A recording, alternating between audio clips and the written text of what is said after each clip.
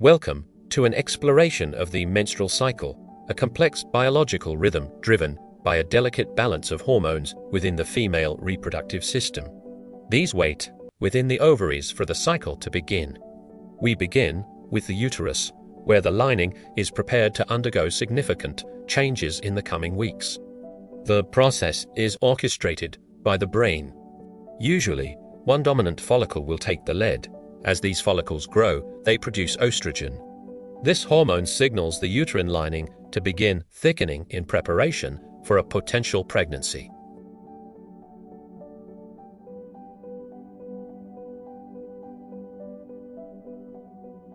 Progesterone makes the uterine lining thick, vascularized, and spongy. It is now perfectly prepared for an embryo to implant.